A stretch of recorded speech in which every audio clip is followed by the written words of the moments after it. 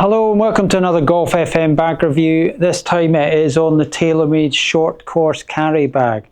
That's that little bit of material curled up in a ball on the table there. It's not the easiest thing to display, it has to be said. So this is Taylormade's attempt at a small, lightweight holiday bag or 9-hole bag, but also fits a full set. All right. And they've done it deliberately in a retro style, okay? Now, I've had this bag for ages, don't know how long, I don't even want to think about it, and I'm about to do a video of it, and I'm probably going to make it even harder for myself to sell it, is what's going to happen. I can just see it coming a mile off. I'm going to shoot myself in the foot once again. It's hard enough to sell, and I'm going to make it harder. But here we go anyway, because it's in the interests of honesty and truth, and golfers need to know what's good and what's bad. And like I'm getting into the habit of doing now, I'm going to tell you the result early on. I haven't been through this with a fine-tooth comb, but my hunch is that the result is not looking good for this. I'll do what I did last time and I'll leave a gap. So if you don't want to know the result, look away now. Yeah, it's not good. I'm not sure quite why it exists. Right, so some of you know the result, some of you don't. I respect you for looking away and not listening. It's more that you don't listen, actually. I should have said don't listen now and don't look. So we've got a short course carry bag in a sort of 1985, probably older than that this sort of style of bag came out. But I sort of remember this style of bag as one of my first ever golf bags. Actually, my arm's getting sore holding up. Can I just leave it like that? It was a Wilson one, and it was made out of this sort of material, and because they hadn't invented double straps and lightweight materials and stands and all the rest of it. But Taylormade have gone back to this. So the first thing about it is it has no structural rigidity whatsoever. So it just folds down into a heap like that. And that to me is not a good thing. The only good thing about that is you can store it in a cupboard in your house and it doesn't take up a lot of space. So it's made of, the price of this is, I've got it £129, but I've just looked online and they're selling it for £109 just about everywhere. So fat chance I was going to sell it at £129. So that'll have to come down in price, so thanks for that, internet. Material wise, I wanted to tell you about this because it is made of, one of the things they mentioned was a mix of materials, but one of them was ballistic nylon. Now that was of interest to me, ballistic nylon, and I looked it up. I'll get my phone. Where's my sodding phone gone? Where have I put my phone? I've lost my phone. Thanks very much. I've lost the phone. I've lost my phone in the middle of a video. I had it as well because I was gonna read from it. This is really helping the video get done, isn't it? Lost my phone. Right, where have I put it? Where have I put it? Not up there. Not up there. Not up there. Oh, come on. That's an absolute mystery. Right, I had it on my phone. Oh, well, I had this all written on my phone and now I've lost my phone. I'm going to be worrying about it the whole video now. I'll let you know in the credits, if you stay till the end, whether I find my phone or not, all right? Absolutely no idea what it is. Anyway, I scribbled it on a bit of paper about the ballistic nylon because this is hilarious.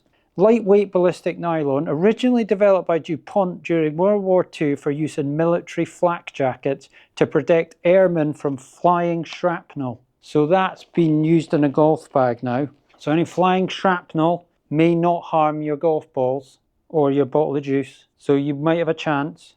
Although, having said that, unlike Kevlar, it doesn't stop bullets. It was found ineffective against actual ballistic threats. Well, I could have told them that, probably at the time, that didn't feel like it was going to stop a bullet, or shrapnel for that matter. But at least they had a go. At least they had a go at developing something. And what's happened now is it's been used in a golf bag a long time later to add weight to the golf bag. So that's what that's achieved. Congratulations to DuPont. So this is 1.1 kilograms, which is not particularly light for something like that. The Moonlight, which I've got over there, is 1 kilogram, so it's a little bit less. It's not a ton weight, but it's not feather light. And this bit is really top heavy. This bit feels really heavy up here. near the top. So that's an overview of how bad it is. It's not waterproof. Don't even think about that. It's nothing good like that would happen on this. On the top, we've got 1, 2, 3-way divider, I suppose you could call that, and no actual separation whatsoever, not even attempted it. So thanks for nothing there. And then we've got a handle. Well done, congratulations on having a handle, and a really heavy strap with a big buckle on it and various bits to change the buckle on. And to be fair to the strap, it's quite padded. Well done. And then the pockets, this is going to be over in a flash. I will put a set of clubs in it to show you as well, but I just want to go through the pockets first of all. So the main pocket at the back for clothing, quite a lot of room in there for a small bag. Well done for that. That is actually good. It is actually good. It's got more storage than the Pig Moonlight, for example. And then, so the main pockets have got a massive long zip, and they're actually quite big. Well, that one's short. That's obviously got T's. That would be so annoying, that pocket. It would feel like if you put in T's in it, you'd have to have it at a certain angle or everything would start falling out of it.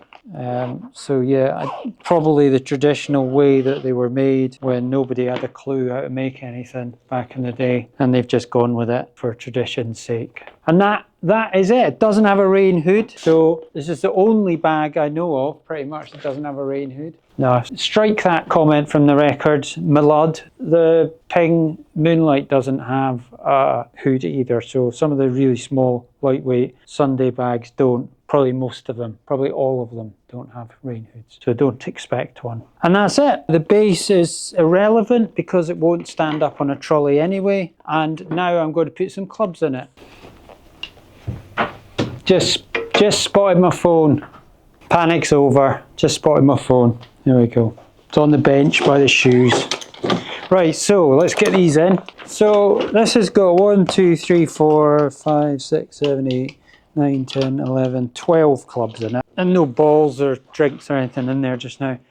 Oh, I know that you would have a little bit of stuff in there, but it feels very top heavy because this cuff at the top, this cuff here is the tonnest weight of the whole thing. And then you're adding the golf club weight as well. So it feels like it wants to tip up in the air. And you have to physically hold it down. So you're applying pressure there the whole time. Not a good point, that. It has to be said. You would actually have to probably have to buy like ballast, like gold bars and stuff to go in here if you didn't want to have to hold it down all the time. So not impressed with that, but it does actually go in. The clubs all do go in fine. And there's a lot more space than there is in some of these small holiday Sunday bags and all that type of thing. So good from that point of view. You could also hold it like that. And it's sort of trying to tip up in the air as well, even at that point.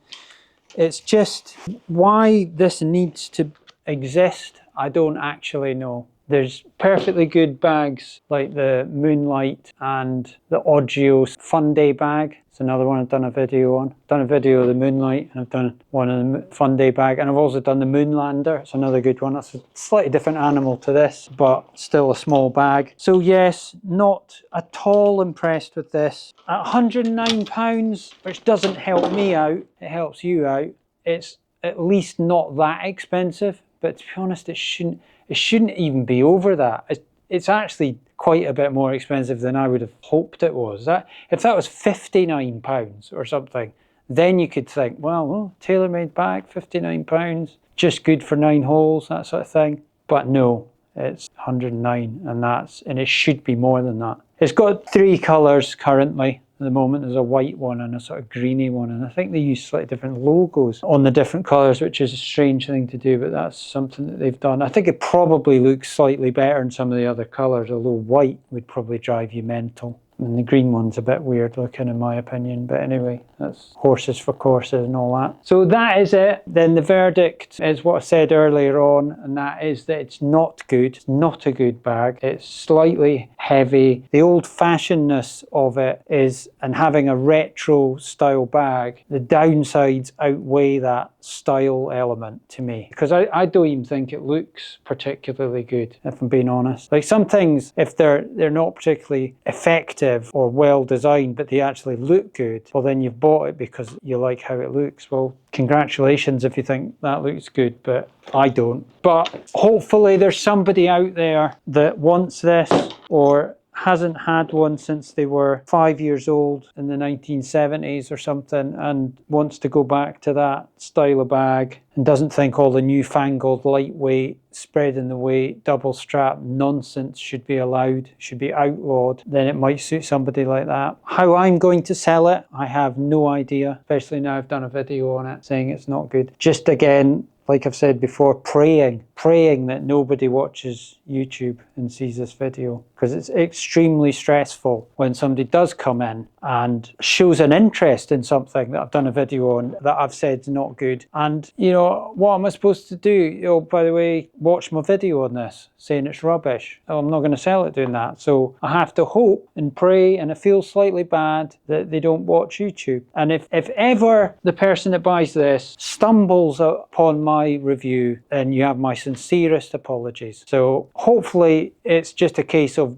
they pick it up and bring it to the counter and I don't have to say a word. That my conscience would be clear at that point. But otherwise, you know, I will still slightly struggle to sleep at night if somebody buys this. And hopefully, somehow, fingers crossed, I can get my money back on it at least. Anyway, I think that'll do. I'm on a wee holiday soon to Portugal, which, you know, if you're watching this video in even a week's time, then that's old news. But we're playing West Cliffs, Praia del Rei, Royal Óbidos and Bom Sucesso. So I'm not doing a video of that because that just ruins the holiday, and that's not happening for a long time. Unless somebody invites me out, pays for all the stuff, then yes, I'll happily do a video on your golf course, but not when I'm supposed to be having a good time. So I'll see you when I get back from that. Thanks for watching this one, and if you've got any questions, put them in comments and I'll get back to you, even though I might be on holiday at the time. And in fact, if you could leave it until maybe middle of next week before you comment,